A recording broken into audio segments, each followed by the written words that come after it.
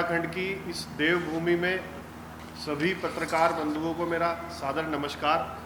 आप सभी लोग समय निकाल के आज प्रेस कॉन्फ्रेंस के लिए आए, आप सभी का अभिनंदन करता हूं। मेरा नाम मनु चौधरी दांतल है, मैं मेरठ से हूं और अंतर्राष्ट्रीय जाट संसद संगठन का मैं उत्तर प्रदेश का प्रदेश अध्यक्ष हूं।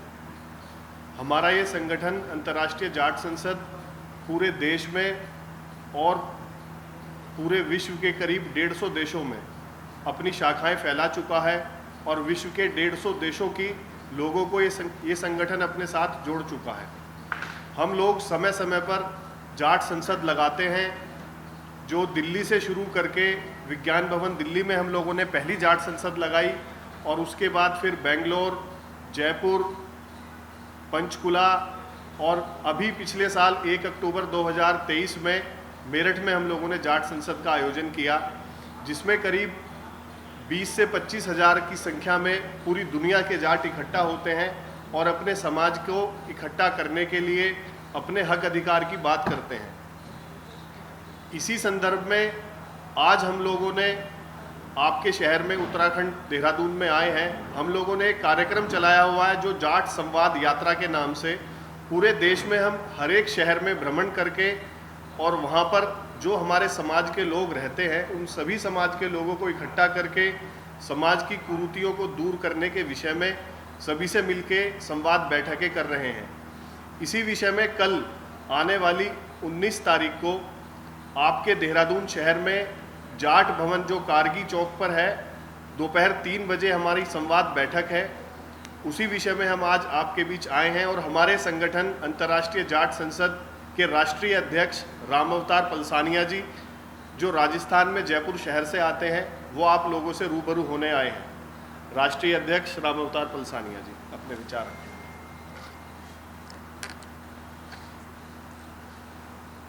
सबसे पहले तो सभी मेरे पत्रकार भाइयों को नमस्कार, राम राम। साथियों, पिछले 10-12 साल से पूरे देश और दुनिया के अंदर इंटरनेशनल जाट पार्लियामेंट बहुत ही ऐतिहासिक सामाजिक बिरादरियों को जोड़ने के लिए कार्य कर रही है। जिस तरीके से कला, शिक्षा, साहित्य, संस्कृति, रोजगार सृजन और गौरवशाली जाट इतिहास को आम जन तक पहुंचाने के लिए 36 कोमर बिरादरियों के बीच में लेकर के जाने के लिए हम जाट हिस्ट्री को डिजिटल करने का प्रयास कर रहे हैं। सामाजिक रूप से जाट को जोड़ करके राजनीतिक रूप से जाट समाज को किस रूप में हम ताकत दे सकते हैं, इन सभी विभिन्न मुद्दों को लेकर के पिछले 10-15 सालों से ये हमारा संगठन पूरी देश और दुनिया में काम करता है। इंटरनेशनल जाट पार्लियामेंट दुनिया के 150 देशों में ये अपने गौरवशाली अतीत, आने वाले भविष्य की बुनियाद को मजबूत करने के लिए और वर्तमान समय में किस तरह की जो चुनौतियाँ जाट समाज के सामने हावी है, उन चुनौतियों को किस रूप में हम पार पा सकते हैं, इन तमाम सामाजिक और राजनीतिक मुद्दों पर ये संगठन काम करता है। पिछले 10-12 सालों में इंटरनेशनल जाट पार्लियामेंट की शुरुआत दिल्ली के विज्ञान भवन में हुई, जिसमें पहली जो जाट संसद हुई उसमें दुनिया के 62 देशों के जाट विज्ञान भवन नई दिल्ली में इकट्ठे हुए। उसके बाद 12 जून 2022 को राजस्थान की राजधानी जयपुर में दूसरी जाट संसद लगी, जिसमें दुनिया के 130 देशों के जाट इकट्ठे हुए। लगातार अलग अलग प्रदेशों में ये जाट संसद लगी। जयपुर के बाद में बेंगलुरु कर्नाटक में जाट संसद लगी, अहमदाबाद गुजरात में जाट संसद लगी, पंचकुला चंडीगढ़ में जाट संसद लगी। 1 अक्टूबर 2023 को मेरठ उत्तर प्रदेश में जाट संसद लगी। ऑस्ट्रेलिया 7 समंदर पार विदेश की धरती पे मेलबर्न में भी जाट संसद लगी। तमाम पूरी देश और दुनिया में हमारा संपर्क अभियान जाट समाज के जो लोग रहते हैं, चाहे वो अलग अलग फील्डों के लोग हो, एग्रीकल्चर हो, शिक्षा हो, व्यापार हो, बिजनेस हो, तमाम क्षेत्रों में जो कौम के जो नौजवान युवा है, हमारी कोमर बिरादरी के जो लोग हैं, सामाजिक भाईचारे के जो लिए काम करते, सभी लोगों को एक मंच पर ला करके उनको अपने मान सम्मान और स्वाभिमान के लिए, अपने हक अधिकार के लिए हम चर्चा करते हैं। और उस चर्चा के दौरान किस तरीके से हम जो बाकी की 35 कौम के लोग हैं उनके साथ में किस तरीके से इस भाईचारे को मजबूत किया जा सकता है। डेमोक्रेसी लोकतंत्र का युग है, इस युग के अंदर किस तरीके से जाट समाज अपनी अहम भूमिका निभाते हुए सामाजिक रूप से ताकत लेकर के राजनीतिक रूप से समाज और बिरादरी को किस रूप में ताकत दे सकते हैं। 36 कौम और बिरादरियों को हमेशा जाट समाज बड़े भाई की भूमिका में रहा। 36 कौम का नेतृत्व किया। हमारी कौम के तमाम महापुरुष, चाहे महाराजा सूरजमल हो, सर छोटू राम हो, चौधरी चरण सिंह हो, चौधरी देवीलाल हो, बाबा टीके, तो तमाम अनगिनत महापुरुषों ने अपने अपने समय में अनेक अनगिनत कुर्बानियाँ दी, अनगिनत बलिदान इस कौम और बिरादरी के लोगों ने देश और राष्ट्र की रक्षा के लिए दिए हैं। लेकिन जब भी कोई विपरीत परिस्थितियों में समाज पड़ा हो या ये देश में कोई विपरीत परिस्थिति आई, तो जाट समाज ने अहम भूमिका हर समय में निभाई है। आप इस समाज का गौरवशाली अतीत को उठा करके देखेंगे तो आपको नाज नहीं, घमंड होगा कि इस बिरादरी के महापुरुषों ने इस देश और इस राष्ट्र के निर्माण में कितना बड़ा योगदान दे रखा है। और जब भी देश और राष्ट्र और समाज की बातें होती है, एक दूसरे के साथ में चल करके किस रूप में इस आधुनिक युग में इस राष्ट्र के लिए हम काम कर सकते हैं, किस तरीके से इन बिरादरियों को वापस एक मंच, एक प्लेटफॉर्म पे ला करके हम सबको जोड़ सकते हैं। जाट समाज हमारी हमेशा अग्रिम पंक्ति में आकर के 36 कौम के लिए रहनुमाई किया है, 36 कौम के भाईचारे को बढ़ाने का काम किया है।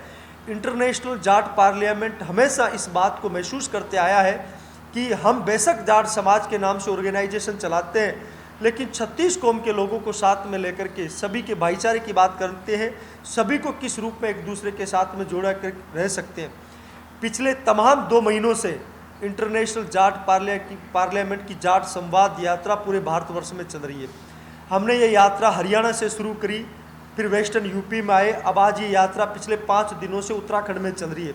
ये यात्रा वेस्टर्न यूपी की जो बॉर्डर आपके मुजफ्फरनगर से क्रॉस करने के बाद में गुरुकुल नारसंग से यात्रा शुरू हुई। हमने हरिद्वार में 2 दिन ये यात्रा रही, हरिद्वार के बाद में ऋषिकेश में यात्रा गई। आज ये यात्रा आपके यहाँ उत्तराखंड की जो कैपिटल है, राजधानी देहरादून में पहुँची है। कल अंतर्राष्ट्रीय जाट संसद का एक बड़ी मीटिंग हमने कारगी चौक देहरादून में जो जाट भवन है उसमें बुला रखी है। तमाम उत्तराखंड में और आसपास के इलाकों में जो जाट समाज के लोग रहते हैं वो सारे लोग उस मीटिंग में इकट्ठे होंगे।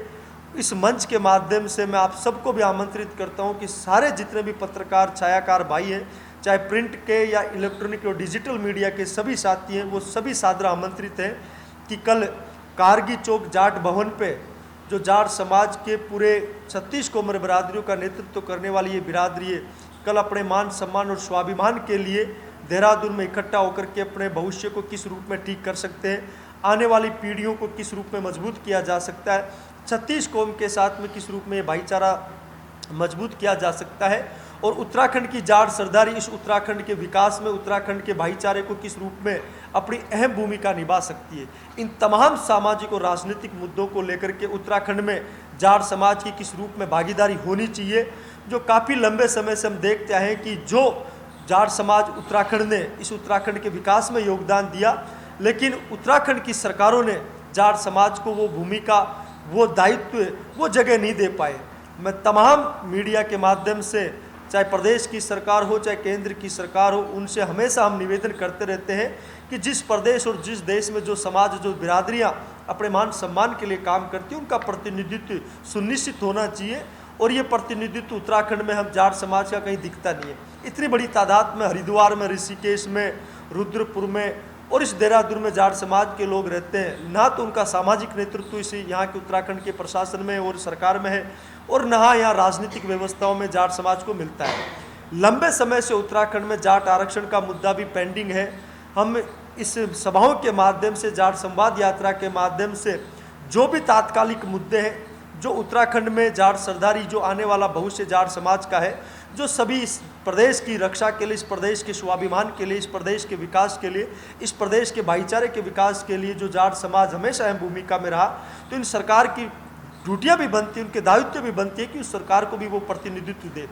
मुझे पिछले दिनों में 2-3-4 महीनों से यहाँ उत्तराखंड के भाइयों से संपर्क हुआ था। पिछले 10-12 साल से उत्तराखंड में हम आते जाते रहते, लेकिन जो राजनीतिक नेतृत्व जाट समाज को एक बेरुखी के रूप में काम करता है, उसको नज़रअंदाज करता है, नेगलेक्ट करने का प्रयास करता है राजनीतिक व्यवस्थाएं, चाहे वो किसी भी पार्टी की सरकार हो, दोनों पार्टियां, दोनों सरकारें, चाहे पक्ष हो चाहे विपक्ष हो, वो हमेशा जाट समाज को नज़रअंदाज करते हैं।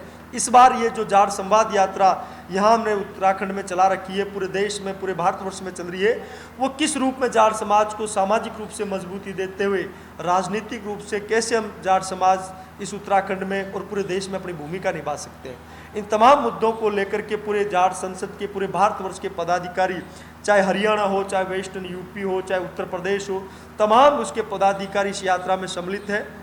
और आप सभी लोगों से मैं निवेदन करता हूं कि कल एक बार जरूर आप 3 बजे जाट भवन देहरादून जो कारगी चौक के पास में है वहाँ जरूर पधारे। तमाम पूरी देश और दुनिया की जाट समाज के जो लोग हैं, अलग अलग फील्डों में जो अपना नेतृत्व करते हैं, देहरादून और उत्तराखंड में जो रहने वाले मेरे भाई हैं, वो सब लोग वहाँ इकट्ठे होंगे। आप सभी भी उसमें सादर आमंत्रित हैं।